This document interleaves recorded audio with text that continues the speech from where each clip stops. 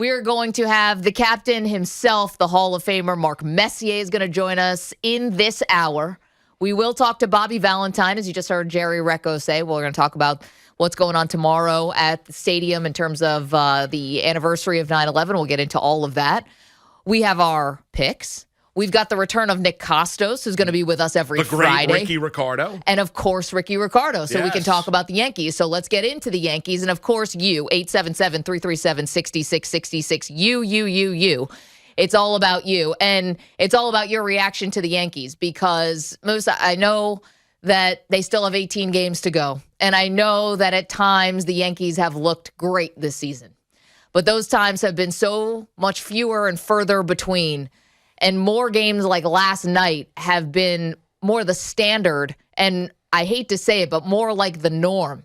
And I'm not just talking about losing, of which they now have a season-high 6-game losing streak and 1-6 on this homestand. Not just that, but the lack of urgency in managing these games. Like, I get that Aaron Boone is stretched thin. They are going through the gauntlet here with the 20 games in 20 days. I understand that. But there still has to be a sense of urgency within the game, Moose. I mean, you are on the brink of getting swept by the Toronto Blue Jays, who are chasing you down in the wild card. The team, the offense has just not been there. That's an understatement. That's all season, but especially in this streak. Skid. And the bullpen management is almost like, it's okay, there's another tomorrow. And that's true. But there had to be more urgency last night. Like, this is what I don't understand. We'll get to Heaney in a minute, but that's got to be like, when Yankee fans see Andrew Heaney coming out of the bullpen. Yeah, it's brutal. You probably just feel like you want to turn the TV off at that point. The man's the human home run. And you have a tie ball game where Nestor Cortez just gave you 6 innings, right? You need to get through the 7th, 8th, and 9th. And you actually have Chad Green available.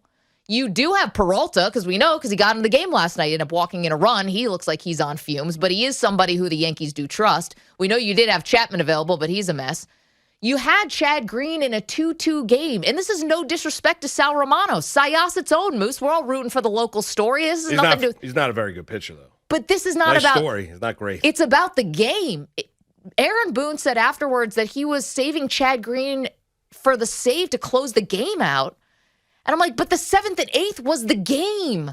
It doesn't matter. The 7th and 8th inning became the game. And instead of going to one of your high leverage relievers and someone who you trust, you end up going to somebody who was just called up that day. Yeah. Where's the urgency? It's terrible. I mean, he is right now. I mean, I understand the fact of the limitations when you look at the bullpen if you're Aaron Boone right now. And there are limitations of what he can do.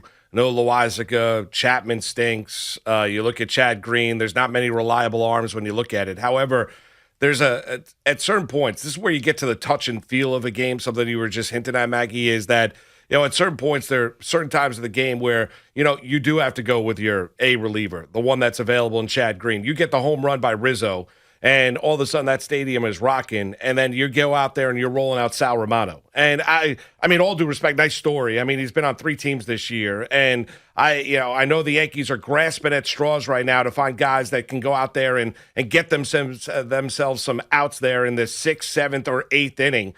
Because of the limitations when you look at that bullpen. And yes, they are exhausted and they are gassed. And I heard all that during the post-game show last night, watching with Curry and Flash, and they were absolutely fantastic and dead on point because everyone's thinking the same thing. What exactly is Aaron Boone doing? And the stuff with Heaney is getting ridiculous here, whether it be, his explanation to Craig and Evan yesterday afternoon and talking about, well, he's had a pretty good career. No, he really hasn't. I mean, if you look at Heaney's career, he's there. I know he's got a live arm. I know organizations have felt that they've been able to turn him around. I know the Yankees are going out there and trying to get give him an opportunity to show him something, or maybe they feel as an organization they can turn his career around. He's not particularly good. I mean, there does come a point in time where you have to say to yourself, no, he can't do it. Like, that's it. He cannot do it. He cannot accomplish what you were looking for him to go out there and do. Not now.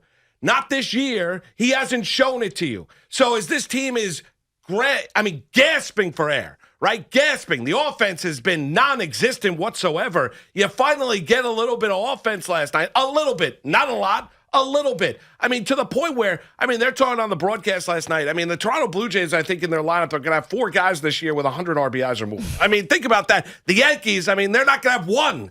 Think about what the Blue Jays are rolling out and how productive that lineup has been as compared to what we've watched with the Yankees. But I digress. He can't do it. How many times do you need to? He is the human run machine. He comes into the game, the opponent smiles, they're going to score runs. It might be just a long home run that basically drops everyone's jaws. He might give up 2, 3, 4 runs. He is giving up runs. That's really where you're at right now if you're the Yankees. And Maggie, it is frustrating. Boone's getting asked a question and being put through the gauntlet after the game, and he's saying, well, he's got nowhere else to turn. I agree with you. But he did. You had to go with Chad Green last night, right? But then he's thinking to myself, well, who exactly then? If I go to Chad Green, I'm not going to have him for 3 innings, right? So that's not going to work. I need to then But how about 2 in Peralta? I don't disagree with you. I don't disagree. But that's where we're getting to the point where if you are Aaron Boone and you're looking at it, and I get Sal Romano came into the game, and it was the bottom part of the Toronto Blue Jays lineup, and I get the argument that, well, he can work his way through it. We believe he's good enough to be able to do it. Enough with Heaney. All right, Romano to me is secondary. Heaney to me, every time he starts to warm up, Yankee fans across the tri-state area, across this country, start to get upset and angry. You can't throw him out there anymore. Nice guy, wants to be a Yankee, all well and good, has got a live arm, Maggie. He is not an effective pitcher. There does come a point in time where I don't care what the analytics are saying. I don't care your trust. He is not an effective pitcher. You got 22 games to go here in this MLB regular season. 22 to go, right? So if you are going to tell me, and you're through this gauntlet, this stretch with no days off, that you're going to continue to roll Heaney out there, well, I'll tell you, he's going to continue to give up runs. Well, how about this? Maybe he's just not comfortable maybe coming out of the bullpen or maybe being used in this way that you think that he can be in all these different situations, but maybe that's not the case. I thought it was kind of hilarious yesterday when Boone is on with Craig and Evan, and Boone said the line about Heaney, he's been less bad than the results have shown. Yeah, it's nonsense. It's nonsense. See, that's what's the definition of is? Yeah, that's what gets people really ticked off, and they think it's like an analytics thing and all that, and I hate it because it gets lumped in, and people just universally say, I don't want to talk about analytics. It's because of lines like that. It's because the manager tries to sell you on a line like that. He's been less bad than the results. It's like, what are we doing here? This is the major league level. You can't say something like that to this fan base when they're watching their team absolutely collapse. So, they have to stop this. I don't even know how you describe the Mets and the Yankees heading into the Subway Series. Well, just one like more on sickening. Heaney for a second here. Yeah. His ERA. His ERA with the Yankees right now is at around 7.7. Right? He has thrown 30 innings in a Yankee uniform. He's allowed 26 runs. I can't listen to Boone yet, whether it be yesterday with Craig and Evan. And they did a great job asking him the necessary questions that need to be asked. And Boone is going to answer it the way that he's going to answer it, right? And I know Aaron's in a precarious spot, because you feel like every time you talk about the Yankee bullpen, you always have to say, well, we know they're gassed and we know he's limited, right? So there's not a lot of guys that they can turn to. Enough with Heaney, though. We've seen enough here. I think we've all witnessed enough to know that he cannot be counted on. You cannot bring him in unless, yes, last night you had the option of going with Chad Green, and he said, no, I'm going to hold him off for the save situation. The save situation never presented itself because those guys gave up runs. And then there's no comeback ability with this Yankee team. Yeah. You feel like this team at this stage. In the series, believe Maggie, did they lead in this series at all against the Toronto Blue Jays? Not one time. Not one time throughout this series against the Blue Jays. They never held a lead. Think about that. And it's almost like when you put Heaney in, it feels like you're raising the white flag here. So you're waving the white flag at 4-2 at the time. 4-2. And so then it's 6-2 by the time Heaney gets out of the game. And then you have 2 back-to-back home runs, solo shots. By Sanchez and Void. And it's like, it's because maybe they just don't even feel like by the time you're down 4-2, you're not coming back. I don't know. There's so much here. There's so much here. But obviously, we want to talk to you about it, 877-337-6666. And the other part, too, in terms of, the urgency, and maybe this is a little bit lower on, the depth chart of grievances, But again, like airing of grievances. Right. just there's layers to this thing. Excuse me, sir. Can I have my? There's layers. Yes. So one of the other layers for this, and this was something that this kind of personally bothers me when teams do this, but you're looking at this game, the series finale against the Blue Jays. Blue Jays are chasing you down. You're just infusing them with confidence. An already good team whose bullpen was excellent last night until basically Pearson gave up 2 home runs. They had not allowed an earned run in the series. I mean, they've been great. The starting rotation has quietly been very good, obviously, and they're mashing. So they've been very good. You're giving them more confidence. You got the series finale. You're trying to just hang in, salvage a game. Like, is that the day to sit DJ? Like, can't you just wait till game 1 of the Mets series? I know DJ ends up getting into the game and got on base and all that. Fine, but like, is that the day? Can't you just go with the A lineup on the day you're trying to salvage the series finale and rest guys game 1 against the Mets? Like, that's what I don't understand. You're going into an interleague series. Like, I know everything counts for the loss column and all that, but I'm just thinking like, man, this one felt really big. Yeah, it bigger did. than tonight, quite frankly, for the Yankees. Boone felt like he needed a day. There was nothing. He's not banged up. He's not hurt. Craig and Evan asked him that question yesterday. Why LeMahieu out of that lineup? I think maybe you could also rationalize it out, saying, "All right, well, I want to make sure that I have LeMahieu for all 3 games against the Mets, no DH. That the lineup will be hit a little bit because I'm not going to be able to use a guy like Void or whether it be Stanton, because I doubt he's going to play all 3 days in the outfield. He'll why not? Play a couple of them. I mean, maybe he will, but I mean, there's been. I mean, I hope he does, but I would not be stunned if he doesn't play all 3 games against the Mets. Yeah, the importance of these games against the Blue Jays is remarkable because you look at this series, how hot Toronto is right now.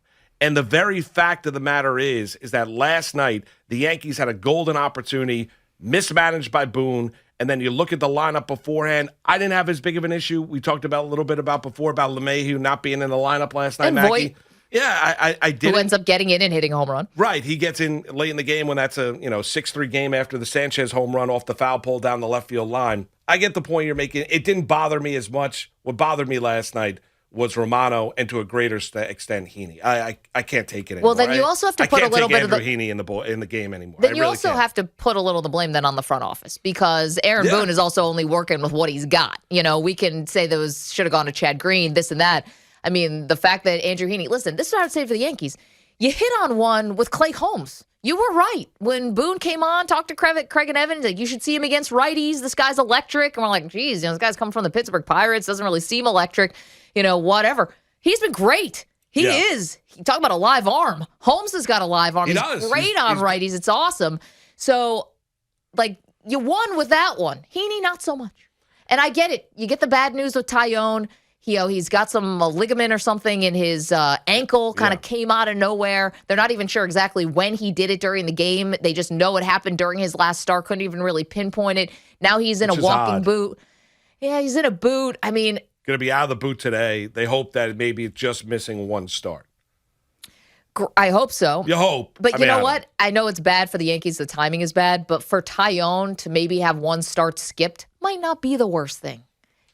He was good in his last outing, but the 2 before that, the guy's coming off of some major injuries. We're getting here to the end of the season. Maybe giving him 1 week a blow here is not the worst thing in the world. Well, but here's the problem. It's just the bad timing. Right, timing of it. Nobody in that Yankee rotation gives them any depth outside of Cole. Cortez got you through 6 last night. But, you're dealing with Kluber, last 2 starts. I'll take 6. Under 4. He is not pitched deep. Yes, you'll take 6, but on the whole, right. When you look at this team, Montgomery. You look at this team and you look at that starting rotation, so you're compounding the problems. You have a rotation that, for the most part, doesn't go deep into games. You've gotten hit in the bullpen because, Britton underwent Tommy John surgery, so maybe you see him next year. Maybe you don't, along with having the bone spurs removed. He did undergo Tommy John surgery. We knew he was done for the year. You don't have Loizaga. Chapman is a mental mess right now. So you've got Chad Green and his band of merry men. So now you're trying to get through these games, and you don't have an offense that's putting up crooked numbers. So think about where the Yankees are right now as they're trying to get into the wild card race and trying to maintain and stay in that wild card race and be one of the 2 teams in the American League. They don't have a rotation that goes deep outside of Cole. He's dealing with a hamstring injury. Tyone's going to miss his next start. Kluber is basically a work in progress. Your bullpen is now limited. No Loaisiga, no Britton, Chapman, an absolute mess. And you have an offense that you mentioned it last week. Yankees are playing one-run games night in and night out. These are not like the Yankees are not winning games 12-2. They're all close. Right? So, I mean, every single game for the most part, unless the Yankees are getting beaten like a drum, they're all close. So that's where the Yankees right now trying to walk that road of playing tight games, getting meaningful outs from guys that clearly right now are not competent and be able to do it. 877-337-6666. How you feeling, Yankee fans? And again, Jordan Montgomery, step right up. At least the guy's engaged. Got to be happy about that. Got engaged last week. Do you see those photos on Instagram? Yes, he got engaged. Glaber and his wife are having a child. So at least personally, things are going well for the Yankees. No doubt. In their personal lives, things are A-okay. Rome is burning. Baseball-wise, yikes.